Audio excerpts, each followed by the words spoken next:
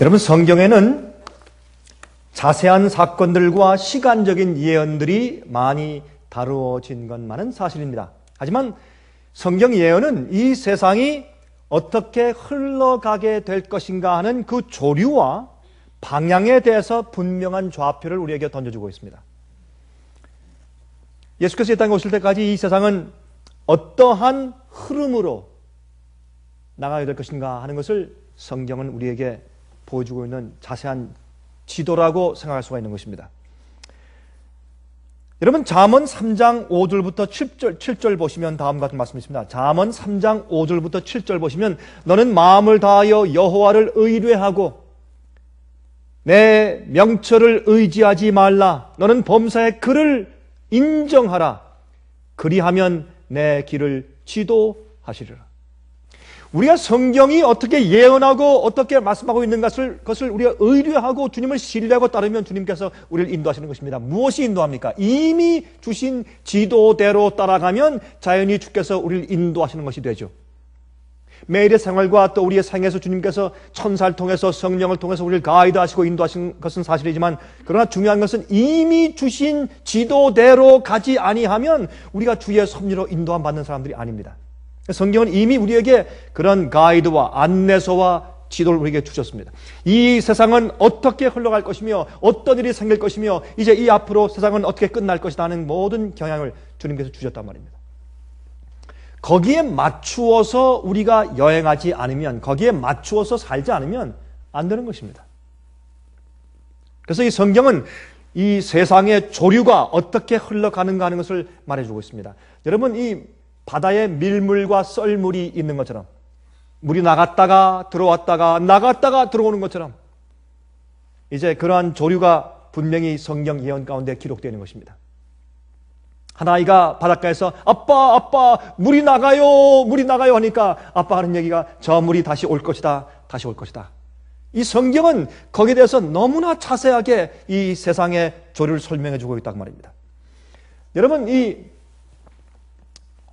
요한계시록 13장을 보면 그 내용 가운데 두 가지 세력이 나오는데, 이 두 가지 세력이 마지막 시대에 합치면서 그 연합된 세력이 이 마지막에 그 종말을, 이 세상 종말을 꼴지어 나르는데 굉장한 역할을 한다고 성경은 예언하고 있습니다.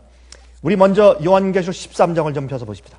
요한계시록 13장, 우리가 잘 아는 말씀이죠. 요한계시록 13장 1절부터 9절까지 있는 우리 전반부 말씀을 먼저 읽어보도록 하십시다. 요한계시록 13장 1절부터 9절까지입니다. 이렇게 말씀합니다. 내가 보니 바다에서 한 짐승이 나오는데 뿔이 10이요 머리가 7이라. 그 뿔에는 10면류관이 있고 그 머리들에는 참남된 이름들이 있더라 그랬습니다. 여러분, 여기 있는 말씀이 무슨 뜻입니까? 한 짐승이 올라오는데 바다에서 올라옵니다. 우리가 잘 알지만 다시 한번 좀 간단하게 짚고 지나가십시다. 이 물은 사람들이 많이 있는 장소로 성경에는 예언적으로 표상되었습니다. 여러분, 계시록 17장 15절에 음녀가 앉아있는 물은 많은 사람이요 백성이요 민족이요 또한 방언이라고 말씀을 하셨습니다. 그러므로 이 물은 사람들이 많이 있는 곳에서 올라왔기 때문에 이것은 그 당시에 사람들이 많이 모여 살고 있던 유럽 대륙을 말하는 것을 알 수 있습니다. 특별히 그 물이 많은 그 이제 삼면을 바다로 하고 있는 특별히 그 이태리의 로마에서 한 이제 세력이 올라왔다 그 말입니다. 더 자세히 말씀을 드린다면 그렇죠?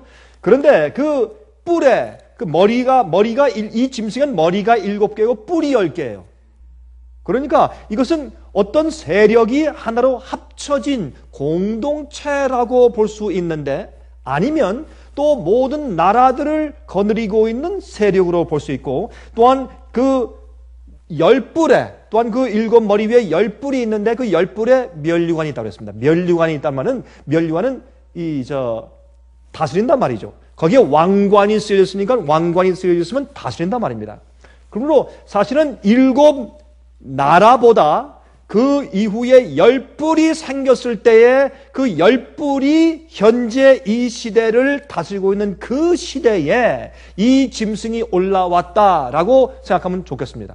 다시 말해서 사람들이 많이 살고 있는 바다에서 한 짐승이 올라오는데, 이 짐승은 일곱 머리를 가지고 있고 열 뿔을 가지고 있습니다. 이 일곱 머리를 이것저것으로 생각해 보지만은 가장 그래도 공통적인 이해가 무엇이냐면 많은 교회 지도자들과 성경을 이해하는 학자들이 이해하는 것은 무엇이냐면 여러분 네 나라 제국이 있습니다. 사실은 5개지만은 네 나라 제국이 있는데 다니엘서 7장에 나옵니다. 여기 나오는 이 짐승의 모양을 보면 우리가 이해할 수 있습니다. 내가 본 짐승은 표범과 비슷하고 그 발은 곰의 발 같고 그 입은 사자의 입 같은데 용이 자기의 능력과 보좌와 큰 권세를 그에게 주었더라 그랬습니다. 그럼 여기 보면 다니엘 7장에 보면 바다에서부터 네 짐승이 올라오는데 제일 처음에 어떻게 올라옵니까?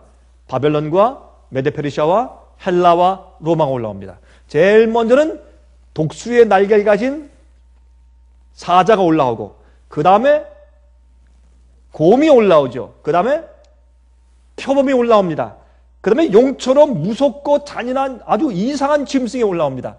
용 같은 짐승으로 사실은 표현되어 있는 것입니다. 이 네 나라가 올라오죠. 그 다음에 그 네 번째 나라가 어떻게 해요? 10뿔이 있습니다. 10나라로 갈라집니다. 근데 그 10나라로 갈라진 이후에 작은 뿔이 올라오면서 이 뿔은 사람의 눈과 사람의 입 같은 것이 있어서 큰 말을 하면서 하나님께 참남된 말을 하고 그 나라가 세 나라 옆에 있는 10뿔 가운데 세 뿔을 뽑아버리고 이 나라 다른 주위에 있는 나라들을 점령하고 지배하는 강력한 세력으로서 올라오는데 종교적인 세력인 것을 거기에 상징해서 기록되어 있는 것을 볼 수 있단 말입니다. 그런데 재미있는 것은 말이죠.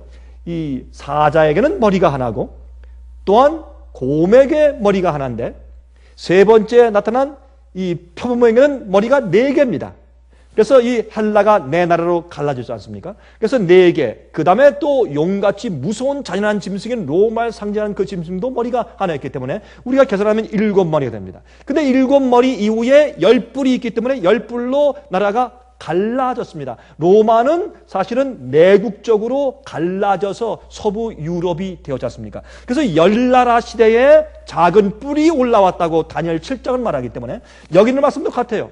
바다에서 한 짐승이 올라오는데 머리가 7이고 뿔이 10개인 그런데 그 뿔에 면류관이 왕관이 있다고 하니까 10나라로 갈라져서 10나라가 현재 존재하고 다스리고 있는 그 시기에 그때에 올라오는 짐승으로 여기 표현된 것입니다. 이 짐승은 똑같이 물에서 올라왔는데 여러분 거기에 있는 다니엘 7장도 이 짐승들이 이 물에 바람이 불면서 올라왔다고 설명하고 있는 것입니다. 그런데 이 짐승이 올라와서 흥미있는 것은 10뿔이 존재하는 이미 로마 제국이 10뿔로 갈라진 다음에 교황권이 올라온 것처럼 이 10뿔이 갈라져서 그 10뿔의 시대가 존재하던 그 시기에 이 짐승이 올라왔는데 바벨론의 부 그래서 이 신사글은 금으로 상징된 바벨론의 부함을 가지고 있고 또 메데 페르시아의 용맹함을 가지고 있고 그 다음에 헬라 나라의 신속함을 가지고 있고 로마의 잔인함을 가지고 있는 그 모든 성격을 한 몸에 가지고 있으면서 10뿔로 로마 제국이 갈라져 있는 그 시기에 올라온 짐승을 여기 말하고 있습니다. 그런데 흥미있는 것은 말이죠. 그 다니엘 7장에는 사자, 곰, 표범, 용 같은 무서운 짐승 이렇게 되어 있는데 여기는 그것을 거꾸로 해놓았습니다. 몸은 표범 같고 그렇죠? 발은 곰 같고 머리는 사자 같고 이렇게 해서 거꾸로 사자, 곰, 표범이 아니고 표범, 곰, 사자 이렇게 표현했습니다. 그 말은 지금 이미 로마가 갈라져서 열국이 돼 있는 그 시대에 사도 요한이 계시를 보면서 이 과거를 거꾸로 돌이켜서 보기 때문에 표범, 곰, 사자로 이렇게 표현한 것을 우리가 여기서 볼 수 있는 것입니다. 그런데 여기에 사실 표범, 곰, 사자였지만 뭐가 빠졌습니까? 용 같은 짐승이 빠졌어요. 네 번째 이 로마를 상징하는 무섭고 기이한 짐승이 빠졌습니다. 근데 그 짐승을 어떻게 표현하는가 하면 이 짐승이 올라왔는데 어떤 짐승? 바벨론의 부와 메데 페르시아의 용맹함과 또 신속하게 세상을 정복하는 그 힘을 가진 헬라의 그 특징을 한 몸에 가지고 있고 열불 시대에 올라온 이 종교 세력을 누가 그에게 힘을 주느냐 하면 용 같은 짐승이 용이 자기의 능력과 보좌와 큰 권세를 그에게 주었더라 그랬습니다. 물론 성경에서 용은 또 옛뱀 마귀를 상징하죠. 그러나 여기에서 이 용은 여기에 표범, 곰, 사자를 상징하면서 또 나온 짐승이기 때문에 이것은 네 번째 무서운 짐승인 로마라고 우리가 풀이해도 아무런 손색이 없는 것입니다. 그래서 이 로마가 자기의 능력과 보좌를 이 짐승에게 주었습니다. 다시 말해서 로마가 예를 들어서 줄리어스 황제가 말이죠. 서로마에서 동로마로 전도해 가면서 칸스타티노플로 전도해 가면서 거기에 남아있는 서부 지역의 이 로마 제국의 그 바큐물, 공백을 어떻게 해요? 주권과 종교권의 공백을 로마에 있는 기독교의 감독 유세비우스에게 그 권세와 힘을, 능력을 그에게 주고서 떠났습니다. 그래서 이 교황이 되었죠. 로마 교회의 감독이 교황으로 급상승하면서 그가 이 정치적인 힘까지 종교적인 힘은 물론이요 모든 세상의 교회의 아버지가 된다며 그래서 파파죠. 그렇죠? 파파가 됐습니다. 다시 말해서 교황이 교회의 아버지가 되었습니다. 심지어 얼마 전에 이달의 4월 달입니까? 이 교황 베네딕트 16세가 왔을 때 미국의 대통령도 Holy Father, 클린턴 대통령은 My Father 이런 말을 다 했습니다. 그러면 이것은 온 세상이 그를 아버지라고 부르기 시작했습니다. 그런데 이 세력이 로마 제국이 로마 황제가 그에게 고난을 주고 또한 능력을 주었다. 그에게 보좌를 주었다.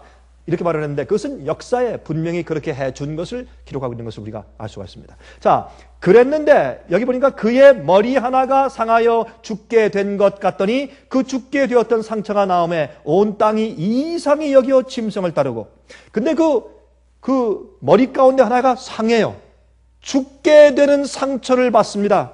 그리고 이것은 교황 자체가 큰 상처를 받는 것을 알 수 있기 때문에 이것은 1978년도에 이 나폴레옹 장군의 부하였던 버티어 장군이 교황권에 들어가서 피우스 6세 교황을 붙잡아서 말에 태우고 불란서에 가서 감옥에 가둔 다음에 3개월 안에 감옥에서 죽었습니다.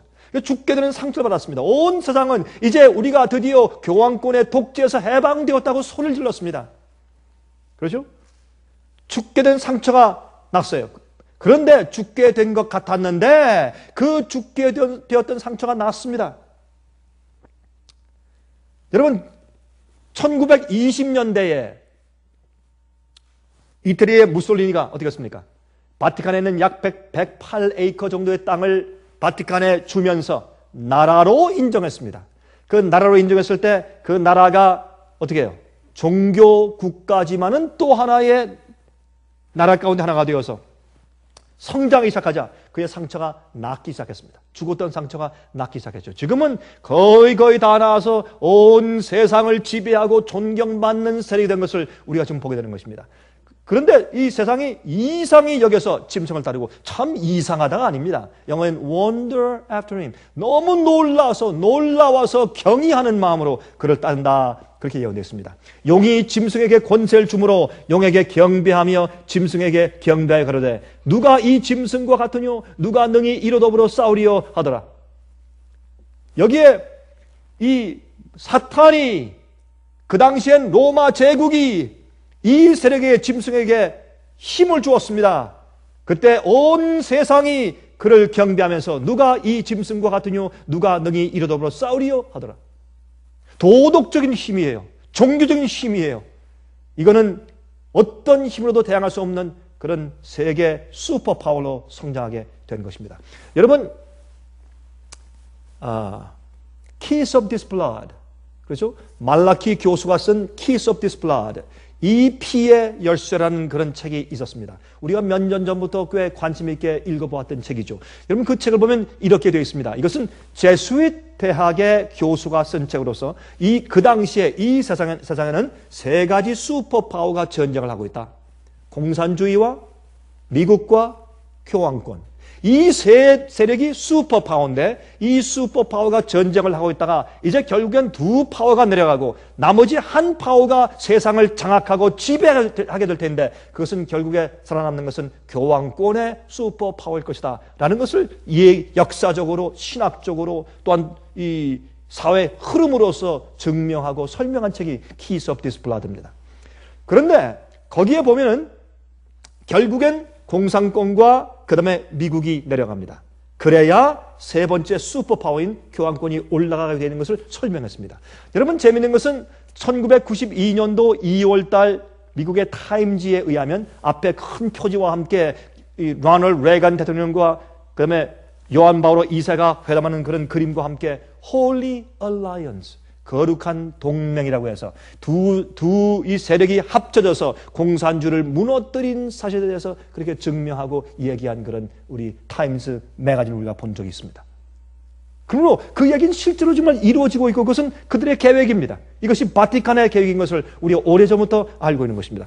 자, 그런데 여기에 5절에 또 짐승이 큰 말과 참남된 말을 말하는 입을 받고 또 42달 일할 권세를 받으니라. 42달은 1260일이고 1260일은 3년 반이기 때문에 똑같은 세력으로서 짐승의 핍박의 세력으로서 538년도에 역사적으로 정확하게 교황권이 완전히 공식적으로 설립된 538년부터 시작해서 1798년도까지 1260년 동안 중세기를 다스리고 이단을 척결하고 누가 이단인가 누가 잘못된 사람들인가를 결정하고 척결하고 박멸하고 죽이고 또한 출교시킬 수 있는 권세를 가진 자가 교황이에요. 그래서 교회의 아버지입니다. 교황의 권한은 무엇인가 하면 누가 원수며 누가 이단이고 누가 진리를 잘못 가리키는 것이고 무엇이 진리며 라는 것을 결정할 수 있는 최종 권한이 있는 자가 교황이다 라고 하는 것입니다. 그것이 교황의 권위입니다.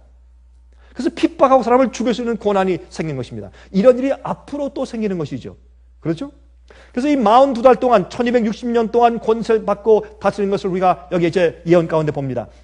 6절 짐승이 입을 벌려 하나님을 향하여 회방하되 그의 이름과 그의 장막 곧 하늘에 거하는 자들을 회방하더라.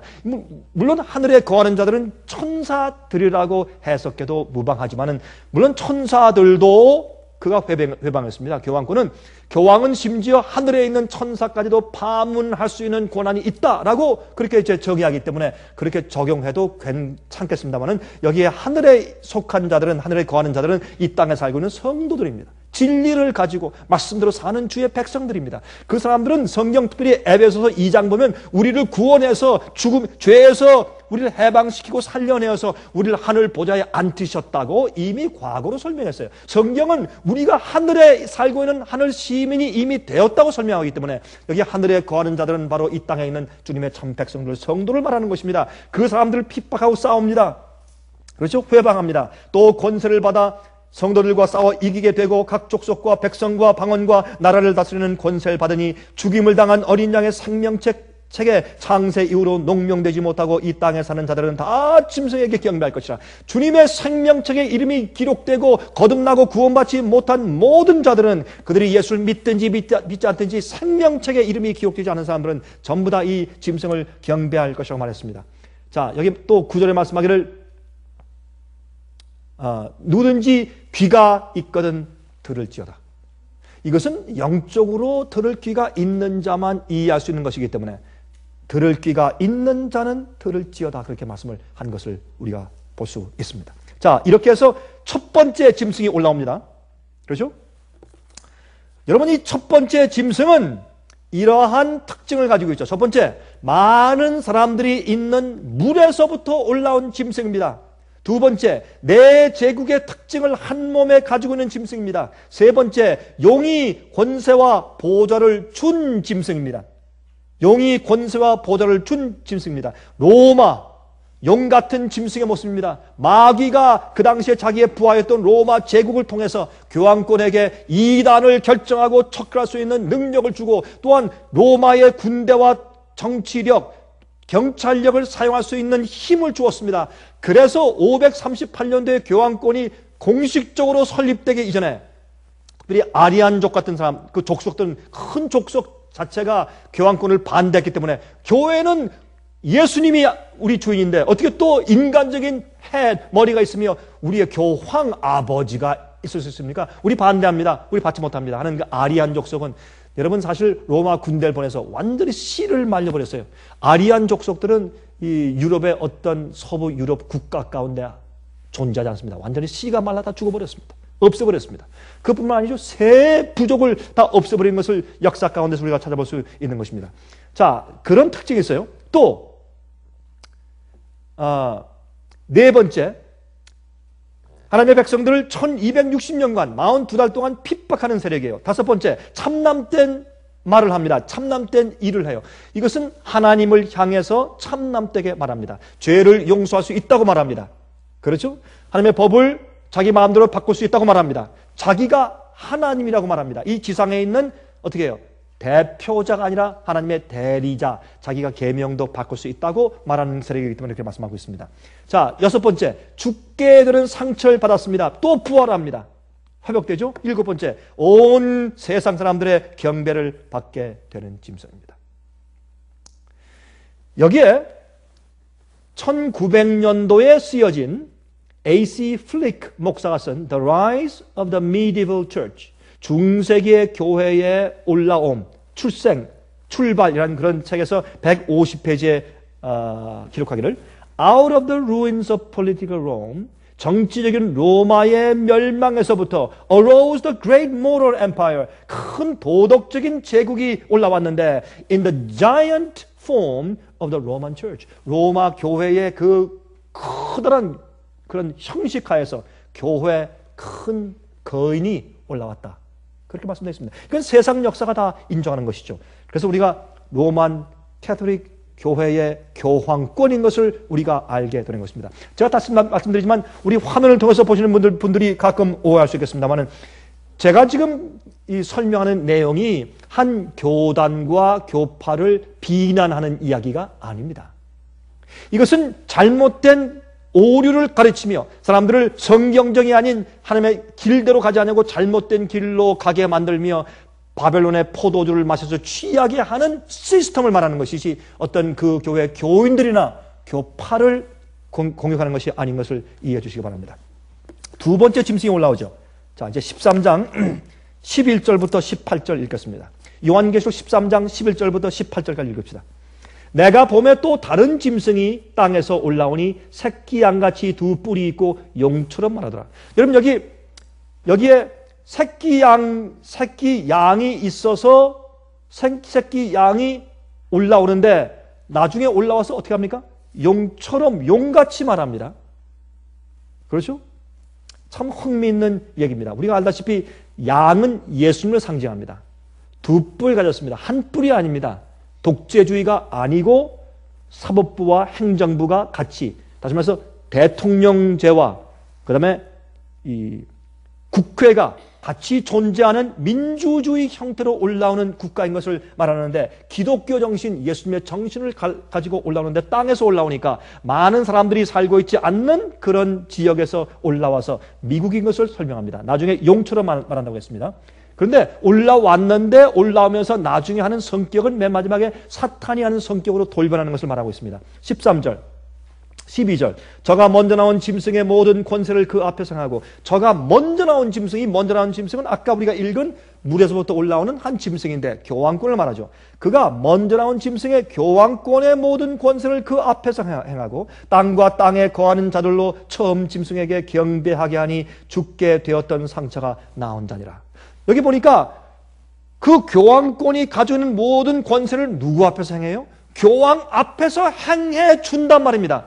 다시 말해서 교황인 자기가 스스로 하는 건 아니지만 미국을 통해서 그 일을 다 해 준다 그 말이죠. 미국의 그 일을 교황 앞에서 교황이 행해야 할 일을 대신 다 해주는 꼭두각시 노릇을 한다고 여기 이야기하고 있습니다. 이것은 얼마나 분명하게 세상이 흘러갈 그런 징조와 방향을 정확하게 우리에게 설명해 주고 있느냐 말입니다. 그렇죠? 근데 저가 먼저 나온 짐승의 모든 권세를 그 앞에서 행하고 땅과 땅에 거하는 자들로 처음 짐승에게 경배하게 하니 하나님께 경배하기 위해서는 뭘 해야 합니까? 주님의 말씀과 진리와 계명대로 해야 주님께 경배하는 것입니다. 주께서 말씀하신 대로 예배하고 주께서 말씀하신 날에 경배해야 합니다. 그렇죠? 여기 보면 하나님을 경배하는 것이 아니라 누굴 경배합니까? 짐승을 경배케 합니다. 누가? 미국이. 자, 그렇게 하기 위해서 무엇이 되어야 합니까? 이 미국은 독재 정치 기구가 되어야 합니다. 그렇지 않으면 이런 민주주의 사회에 이렇게 정말 마음대로 장사하고 마음대로 예배하고 마음대로 집회하고 마음대로 말하고 마음대로 인지할 수 있는 이런 자유나라에서 이러한 명령을 내릴 수가 없습니다. 그러면 미국이 어떻게 해요? 독재주의가 되어야 합니다. 그러면 지금 미국이 독재주의가 되어가고 독재 정부가 지금 오고 있습니다. 정말 그런가? 우리 눈에 보입니까? 정말 보입니다. 자, 그것을 좀 설명을 이제 드리려고 합니다. 현재 우리가 살고 있는 이 시대의 징조를 좀 설명을 드리려고 하는 것입니다. 그 전에 제가 서론적으로 이것을 예언을 설명을 드리는 것이죠. 근데 사람들로 하여금 처음 짐승에게 경배하게 하니 곧 죽게 되었던 상처가 나온 자니라. 이 먼저 나온 짐승이 누구라고요? 죽게 된 상처를 받았다가 다시 나온 자. 그러므로 분명히 이것은 교황권인 것을 의심할 여지가 없습니다. 아무리 우리가 눈을 비비고 찾아봐도 그렇게 이외에는 다르게 우리가 이것을 해석할 재주가 없죠. 그렇죠? 13절 큰 이적을 행하되 심지어 사람들 앞에서 불이 하늘로서 땅에 내려오게 하고 이적과 표적을 행하니까 이것은 종교적인 일이죠. 종교적인 집회를 통해서 거짓 이적과 거짓 표적을 행하고 심지어 하늘에서 불이 내려오는 것처럼. 여러분, 불이 내려온 것은 언제입니까? 아벨이 제사할 때, 솔로몬 왕이 성전을 짓고 나서 번제를 드릴 때, 그렇죠? 엘리야가 갈멜산 위에서 영적으로 투쟁할 때 하늘에서 불이 내려왔죠. 이것은 또 오순절날 하늘에서 불이 내려왔죠. 이런 것들은 하나님께서 인정해 주신다는 영적인 표였습니다. 그러므로 거짓 이적을 행할 때 마치 하늘에서 성령이 떨어진 것처럼 거짓 인정을 받으며 행하는 이 교회들의 타락한 모습을 여기에 상징하고 있는 것입니다. 그렇게 함으로 무엇을 합칩니까? 종교 교회를 합쳐요. 합쳐서 어떻게 해요? 당신 교회도 성령이 있고 나도 성령이 있고 교황교회도 성령이 있고 우리 개신교회도 성령이 있고 다 같네. 그러니 우리 각 교회에 서로 다른 각가지 가르침이나 그런 교리를 따지지 말고 우리 이제 하나로 합칩시다. 사랑과 연합을 합칩시다. 이렇게 하게 만드는 모습을 여기서 보게 되는 것입니다. 자, 14절 짐승 앞에서 받은 바 이적을 행함으로 땅에 거하는 자들을 어떻게 했어요? 미혹하여서 속여서 땅에 거하는 자들에게 이르기를 칼에 상하였다가 살아난 짐승을 위하여 우상을 만들라 하더라. 그를 경배하는 방법이 있어요. 여러분, 그 당시에 느부갓네살 왕은 말이죠, 이 바벨론 제국을 섬기기 위해서, 자기를 경배케 하기 위해서 자기가 앉아서 섬기라 이렇게 하지 않고 모든 사람이 와서 섬기게 만드는 우상을 세워놨어요. 금신상을 세워서 두라 평지에 세웠습니다. 모든 대표들이 세상에서 와서 그 앞에 경배케 만들었습니다. 그것이 우상을 숭배한 것이었습니다. 그 사실의 이야기를 갖다가 상징적으로 이 요한계시록 13장에 기록해 놓았기 때문에 똑같은 처지가 앞으로 생기는 것입니다. 모두가 바티칸에 가서 교황 앞에 무릎 꿇고 경배하는 것이 아니라 교황의 명령, 교황의 가르침, 교황의 뜻, 교황이 사람들에게 이리 가라 하는 그 명령을 세워놨을 때 그 우상에게 경배해서 첫 번째 짐승에게 경배하도록 만드는 것이 누가 하는 것이라? 미국 정부가 하는 것이라고 성경은 예언하고 있습니다. 지금 그렇게 세상의 역사가 흘러가고 있는 것을 분명히 깨끗하게 예언해주고 있다고 말입니다. 자, 저가 권세를 받아 그 짐승의 우상에게 생기를 주어 그 짐승의 우상으로 말하게 하고, 여러분 이 성경 가운데 말하게 한다는 것은 법을 내린다 그런 말이죠. 법은 말하는 것이죠. 공중 앞에서 사람이 떠들어야 소용이 없어요. 그렇죠? 개인적으로 싸운다면 주먹을 먼저 치거나 뭐 도망가거나 그러면 될지 모르지만 사회나 국가에서 무엇이 말합니까? 법이 말해요. 아무리 싸워도 소용이 없어요. 그렇죠? 경찰이 와서 뭐라고 그래요? 변호사 사가지고 고소하면 돼요. 법이 싸우는 법. 그래서 여기 나라 또 세상 전체가 따르도록 그 짐승에게 경배하도록 한다. 또 이 미국이 권세를 받아서 그 짐승의 우상에게 이 우상은 우리가 우상하지만은 영어로 따지면 이미지예요, 이미지. 그리스도의 형상, 마귀의 형상 똑같은 단어예요. 마귀가 자기의 뜻과 자기의 형상대로 교황이 명령한 그것을 만들어 놓고 이것 따라 이렇게 지켜 이렇게 해 이 길로 가라고 명령할 때에 그때 사람들이 문제가 생기는 것입니다. 그때 사람들이 이제 무리로 갈라지죠. 그런데 여기 보면 이 짐승의 우상으로 말하게 해요. 그러면 이 세상 모든 사람들에게 명령하고 그렇게 하라고 얘기하고 미국에는 국민들에게 이렇게 하라고 명령할 때 지금 같은 이런 체계에서 가능합니까? 절대로 가능치 않습니다. 그래? 당신이 뭐야? 나 양심의 자유가 있고 종교의 자유가 있는데 집회 자유가 있는데 당신 뭐야? 하면 소용이 없는 것입니다. 여러분 이러한 명령은 어느 때 가능한가? 독재 정부 하에서만 가능합니다. 이것은 계엄령 하에서 가능한 일입니다.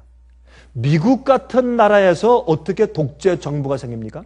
미국 같은 공화당과 민주당의 선거 제도와 이런 자유 정치 체계에서 어떻게 이것이 가능합니까? 성경은 말하기를 어떻게 말하고 있습니까? 독재 정부가 온다고 말하고 있고 미국이 짐승의 우상을 세워서 명령하는데 무엇으로? 법을 만들어 이 법을 지켜. 이것이 우상이 말하는 것이에요.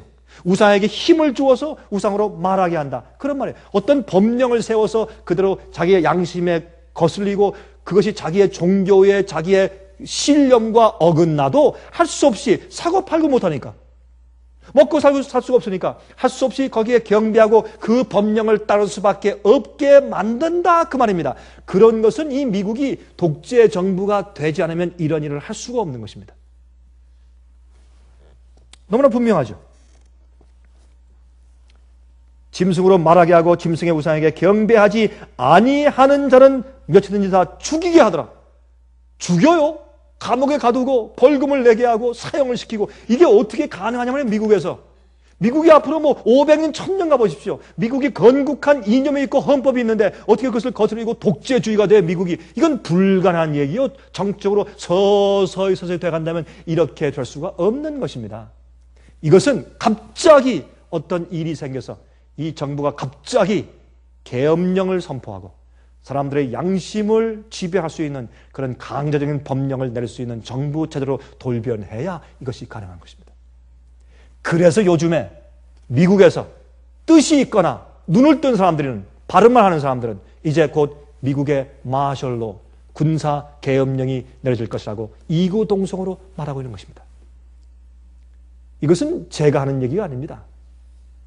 정말 이제 어떤 일이 생길까? 우린 지금 성경 예언적으로 보지만은 정치적으로 경제적으로 지금 미국이 어떻게 되어가고 있는데 이 앞으로 이럴 수밖에 없다라고 결론 내리는 사회학자들의 이야기입니다. 이건 그럴 수밖에 없습니다. 자, 그런데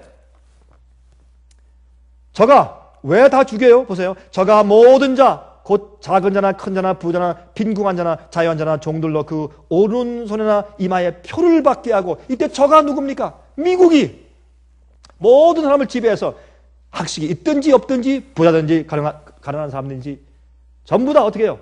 다 표를 받게 하는데 짐승의 표를 받게 한단 말입니다.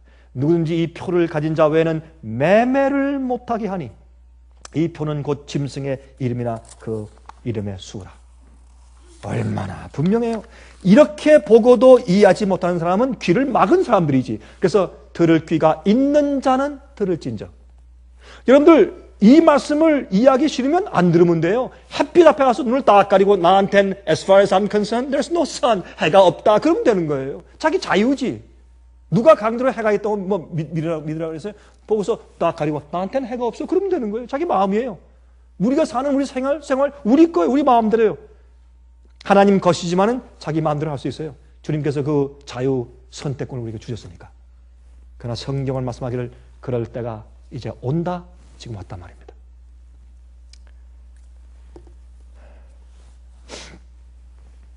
자, 1989년도에 소련 공산 연방이 무너져 내렸습니다. 그때 무너졌을 때 1989년도 12월 달에 뉴스윅 매거진은 이 교황과 미국의 협력을 통해서 이 공산 세계가 무너졌는데, 제일 처음에 어떻게 폴란드에 있는 노동조합을 통해서, 발렌사 그러죠? 노동조합을 통해서 그게 시작이 되었는데, 이 뒤에 숨어서 일하는 사람들은 바티칸이고 미국이었다. 미국의 CIA의 그 작전과 돈을 대주는 것과 또한 천주교의 힘으로 일이 이루어졌다. 설명을 했습니다. 자, 그 다음에 1992년도에 타임지 2월 2호라는 것을 대서특필해서 교황과 미국의 대통령이 그 일을 했다고 하는 것을 온 세계에 발표하였습니다. 이제 남은 것은 성경 예언에 의해서 미국이 첫 번째 짐승을 위해서 일을 해주어서 첫 번째 짐승의 표를 온 세상이 받게 만드는 일이라고 성경은 설명합니다. 자, 미국의 지금 경제 파탄으로 참 힘들죠. 참 재밌어요.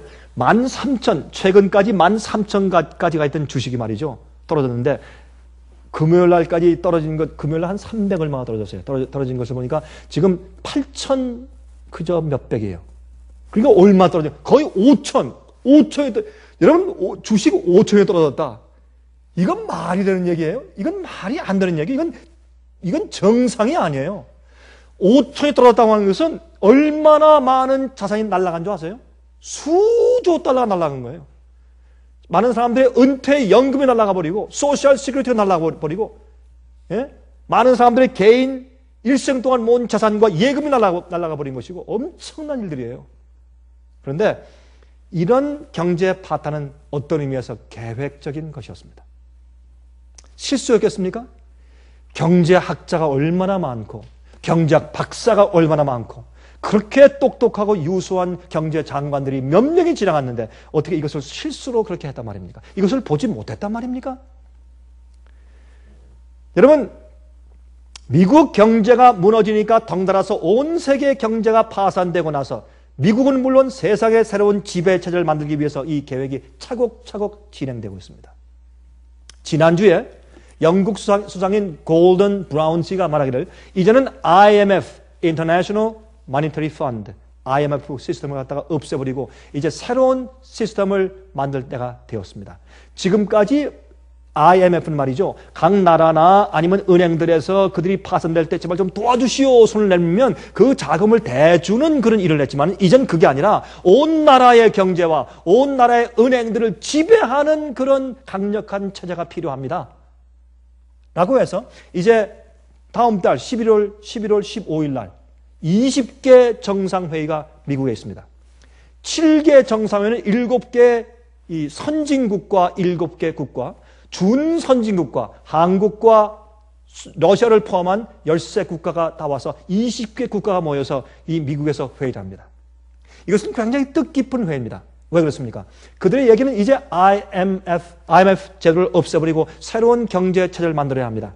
그 체제는 이 세상에 이 유엔의 전체 세계가 만든 법률에 따르지 않으면 앞으로 먹고 살 수가 없는 그런 법률입니다. 물론 이것을 만들기 위해서 와서 공방전이 있을 것이지만 그것이 그들의 의도입니다. 그것이 미국의 의도고 그것이 유럽의 의도입니다. 참 우리가 여기서 가만히 볼 때 참 두려운 그런 일들이 생기고 있는 것입니다. 여러분 세계 2차 대전 이후에 뉴햄시어주에 있는 이 브레튼 우드스라고 하는 곳에 그 마을에 유엔 대표들이 모여가지고 그 당시에 의논해서 만든 금융법정인 IMF 제도를 갖다 이제 없애고 다른 체제를 만드는 것입니다. 왜? 그 당시에 세계적인 경제 공황이 있을 때였기 때문에. 지금도 똑같은 시대입니다. 똑같이 미국과 온 세계 경제 공황이 오고 있는 시대이기 때문에 지금 다음 달에 뭘 합니까? 똑같이 세계 경제 금융 법안을 만들기 위해서 그들의 정상들이 20명이 모입니다.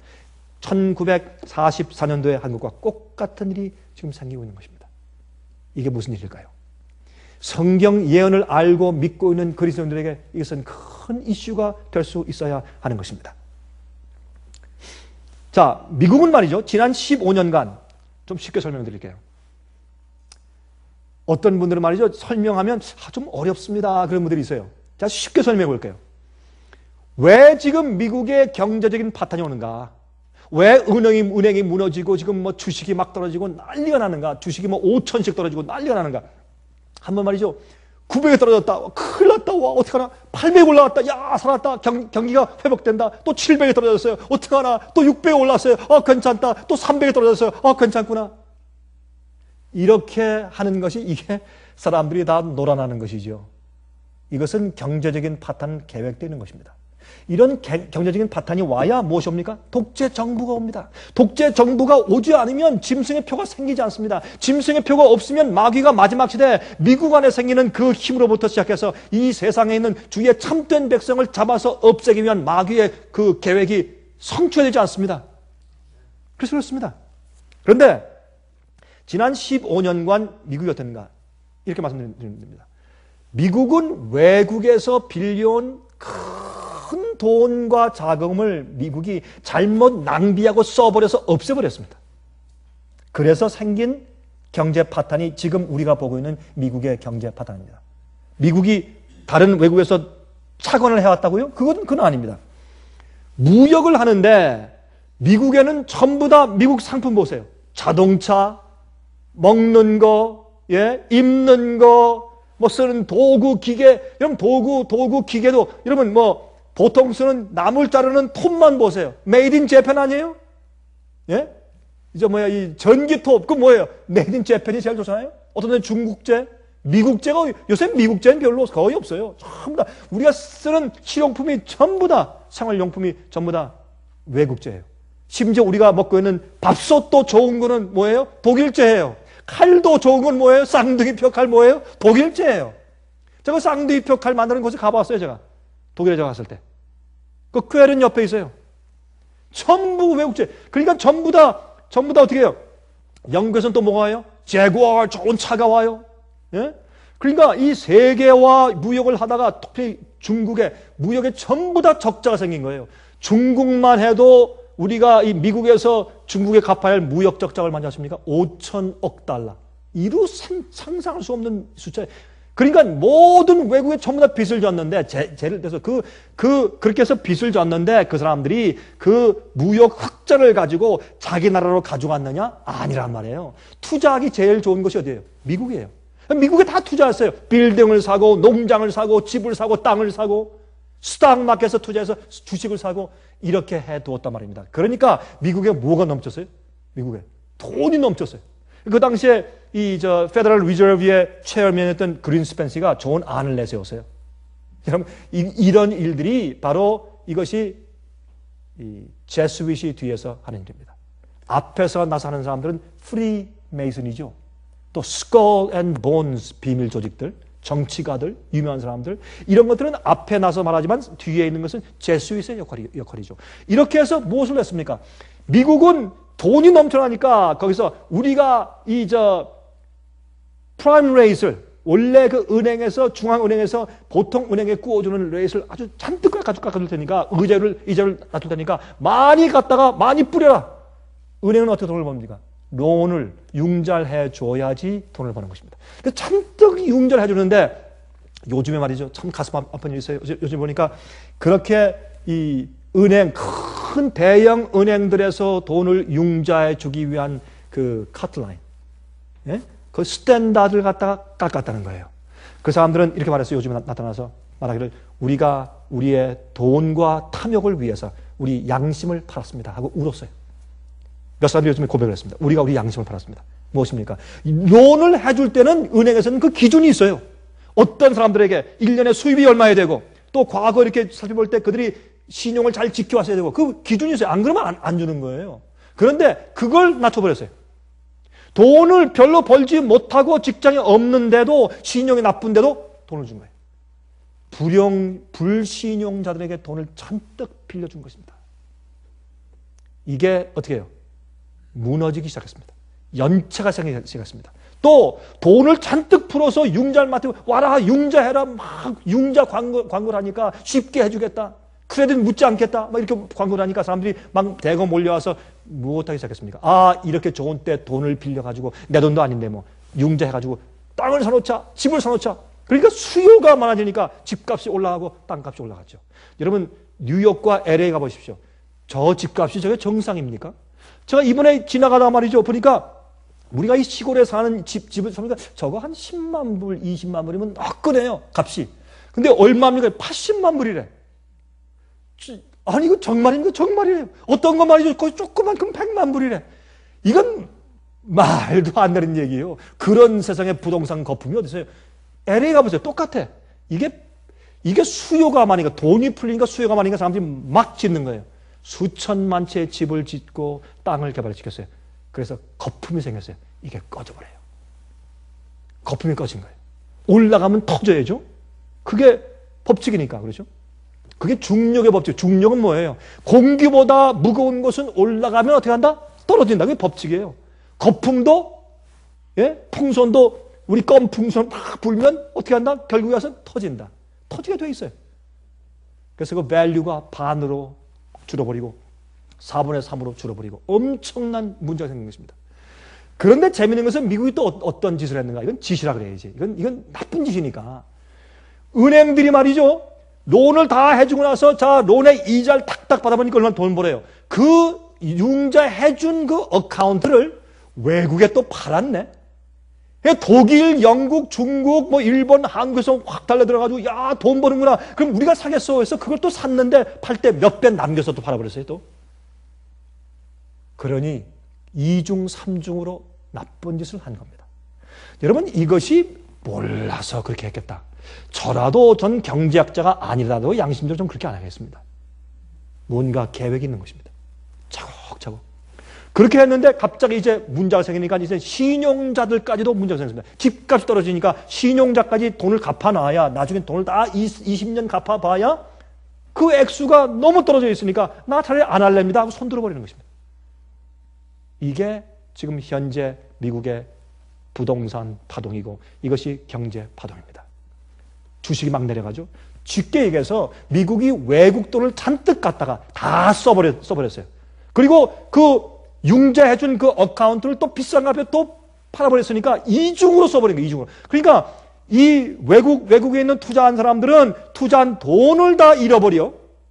또 그 융자해둔 거기다 또 플러스 융자해둔 그 융자해준 어카운트를 또 더 비싼 값에 또 팔아서 또 샀어 그 사람들이. 이중으로 다 무너버린 거예요.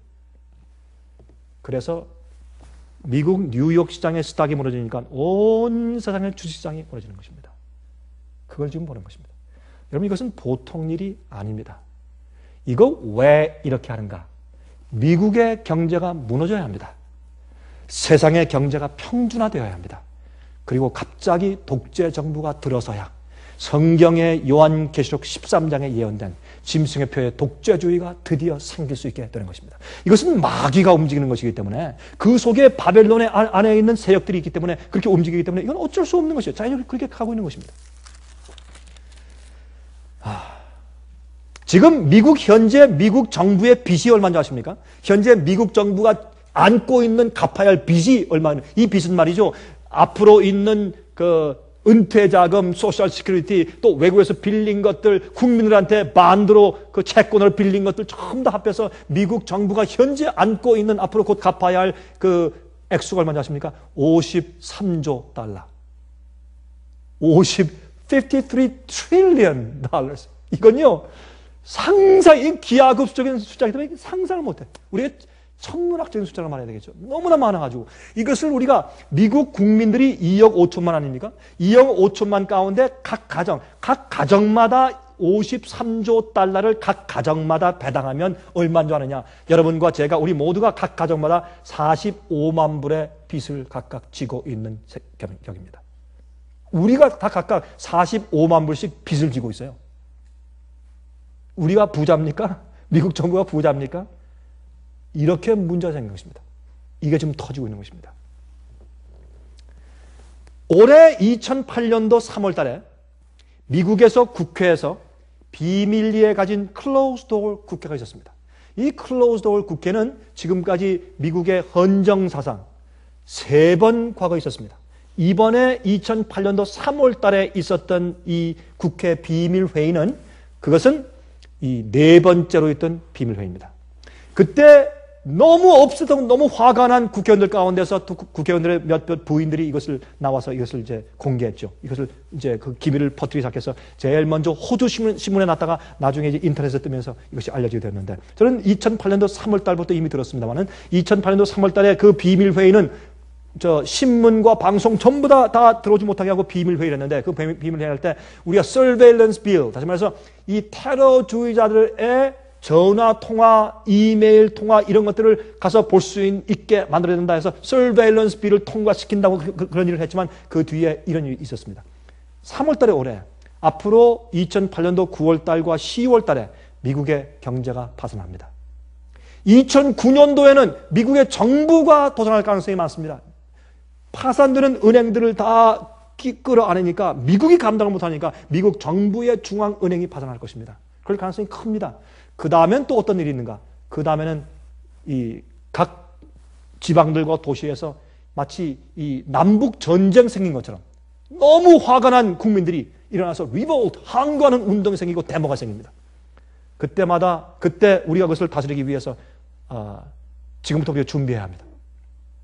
그래서 앞으로 미국의 헌정사상 처음으로 국가계엄령, 군사계엄령, 마셜로가 생길 가능성이 있습니다. 그것을 국회의원한테 발표한 겁니다. 얼마나 그들이 화가 났겠어요. 그러나 당신들이 이것을 나가서 말하거나 아니면 당신들이 우리가 앞으로 하는 이 국가의 정책에 협력하지 않으면 우리 국가는 즉시로 도산하고 큰일 납니다.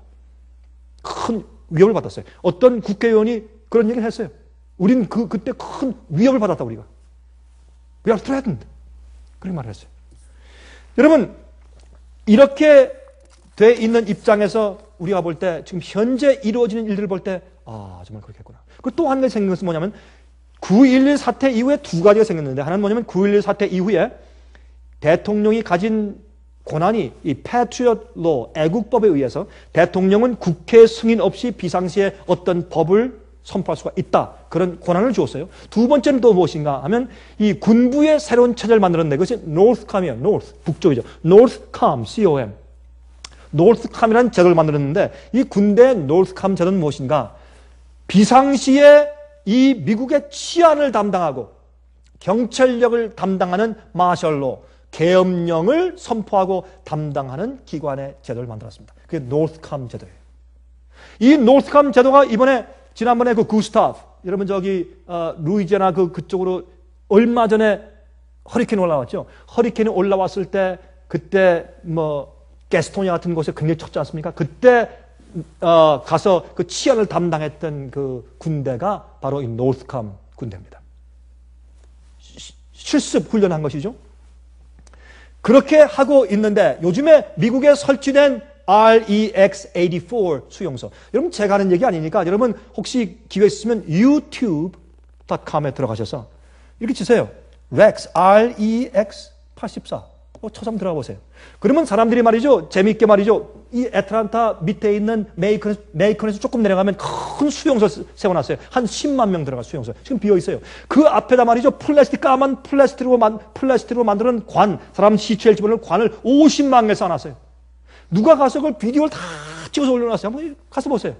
제가 한 얘기 아니에요. 봤는데 보니까 어마어마해.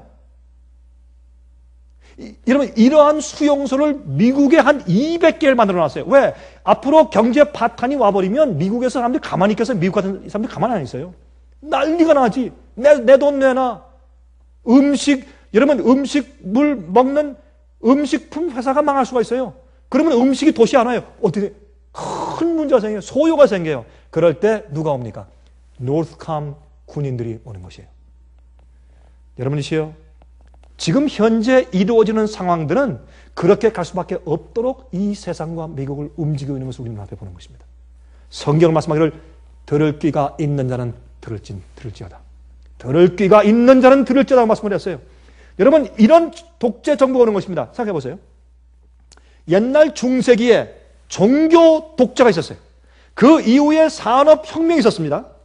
그 다음에 산업혁명 가운데 혁명 이후에 생긴 두 가지 독재가 있어요. 뭐예요? 공산주의 독재와 뭐예요? 자본주의 독재예요. 여러분 자본주의가 독재 아닌 거죠? 자본주의도 독재예요. 무슨 독재? 돈의 독재예요. 돈 많으면 부자, 돈 없으면 가난한 사람. 직장 위에서 맨날 노예 생활을 해야 돼. 그렇죠? 먹고 살기 위해서 노예 생활을 해야 돼.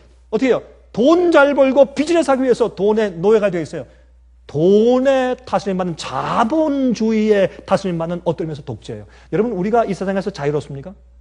직장 생활할 때 자유롭습니까? 아닙니다. 우리가 사업할 때 자유롭습니까? 아닙니다. 전부 쪼들려. 페이먼 내야죠. 예? 전화비 내야죠. 전기세 내야죠. 물세 내야죠. 학비 내야죠. 가스 넣어야죠. 차 사야죠.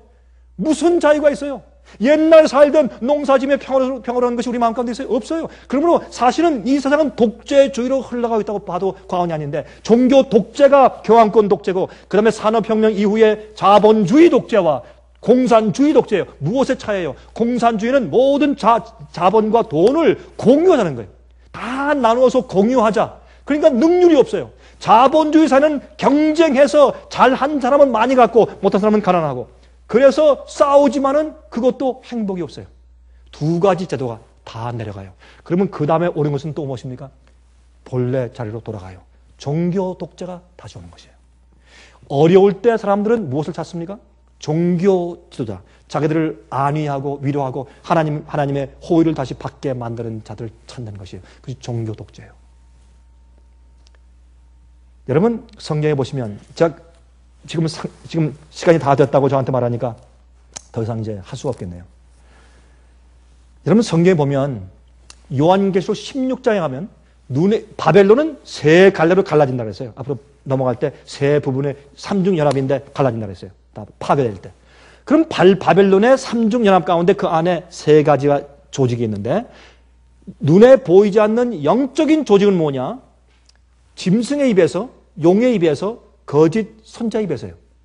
그래서 교황권의 가르침, 잘못된 가르침, 거짓 선자, 거짓 잘못된 타락한 교회들의 잘못된 가르침, 용의 가르침, 마귀에 직접 나타나서 역사하는 강신술, 귀신들의 역사의 가르침, 이 세 가지가 종교적인 연합으로서 눈에 보이지 않는 바벨론의 연합이에요. 두 번째 연합이 있어요. 그것은 눈에 보이는 연합이요. 그것이 요한계시록 18장에 나와요. 요한계시록 18장에 말씀하기를 바벨론이 무너졌도다. 바벨론이 무너지고 또 무너진다. 그래서 뭐예요? Fallen and fallen and fall. 세 연합이 이렇게 순서적으로 무너져요. 그럼 지금 우리가 무엇을 봅니까? 거기에 더러운 영과 가증한 새들이 모이는 것이 되었다.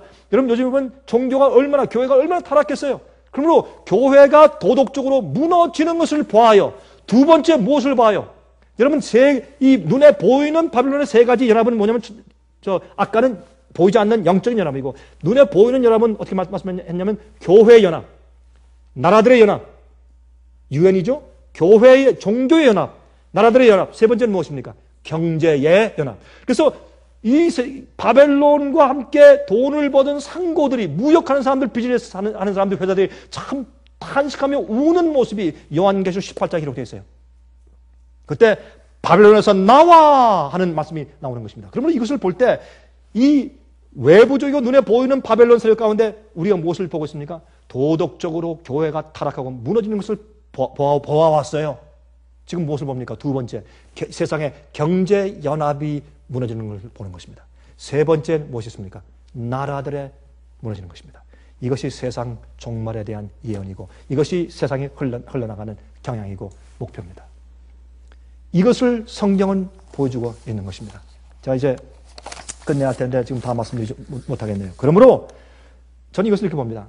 이때 계시록 18장에 보면 그러한 부가 일시간에 망하였도다. 갑자기 하루에 일시간에 망했다. 갑자기 상고들이, 이 비즈니스가, 경제가 무너진다는 것을 요한계시록 18장은 우리에게 말씀해 놓고 있다고 말입니다. 저는 이렇게 봅니다. 저는 제가 과거에 이미 이렇게 될 것이라고 설명하고 강의해 놓은 어떤 교수들, 어떤 지도자, 경제자들 얘기를 들으면서 그 사람들은 그래요. 이제 곧 미국 망합니다.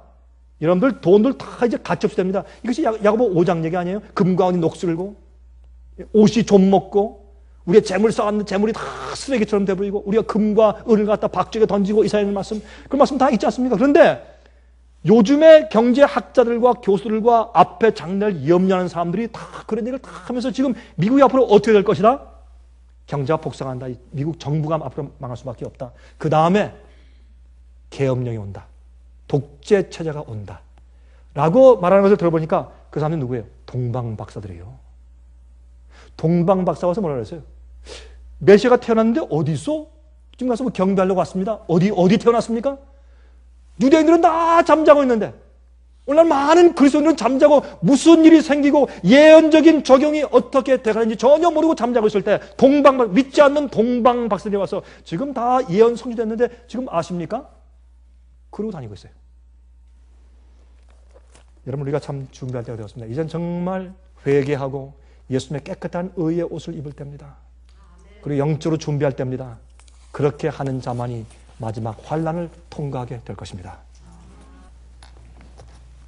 하늘에 계신 우리 아버지, 우리가 이 세상의 마지막을 대할 준비가 되어 있는지 우리 마음과 생애를 살피어 주시고 주님께서 인정하시고 용납하실 만한 자들 되게 도와주시옵소서.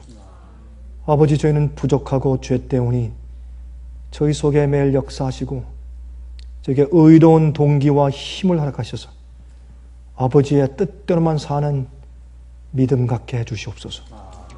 주님, 이 세상의 예언의 성취가 너무 분명히 우리 눈에 들어옵니다. 우리가 귀를 열고 들으면 세상이 어떻게 돌아가는지 듣게 됩니다. 우리가 언제 어떻게 몇 년도에 무슨 달에 올지를 우리는 알 수 없는 것이 우리는 유한한 인간들이기 때문에 그렇습니다. 주께서 이미 주신 예언과 진리의 빛을 통해서 우리가 바라보는 것뿐입니다. 주여, 때와 시긴 모르나 분명히 그러한 방식으로 이젠 정말 짐승의 우상에게 경배치 아니하면 사고 팔지 못할 때가 곧 이르러 오는 것을 보게 됩니다. 주여, 교회를 준비시키고 저희를 준비시켜 주시옵소서. 주의 뜻대로 사는 영적인 백성들로 만들어 주시고 우리에게 깨닫고 이해하는 마음을 허락해 주시고 주님의 말씀대로 따라 살 그런 차원하고 기꺼워하는 심령을 저에게 주시옵소서. 예수 그리스도의 거룩하신 이름을 의지해서 간절히 기도합니다. 아멘. 은혜 많이 받으셨습니까? 지금까지 들으신 이 생애예빛 예배설교는 간절한 마음으로 진리를 찾는 분들과 정직한 양심으로 말씀을 받아들이고 언제나 진실이 무엇인지를 생각하는 그리스도인들을 위한 말씀입니다. 주변 가족들이나 친지들 중에 말씀을 사모하고 순결한 신앙을 갖기 소원하는 분들이 계시면 생애빛 예배설교 테이프를 소개해 주시기 바랍니다. 매주 원하시는 분들의 가정으로 직접 배달되는 생애빛 예배설교는 개인의 신앙 부흥이나 소규모 그룹 예배를 위하여 DVD와 CD로 제작되었습니다.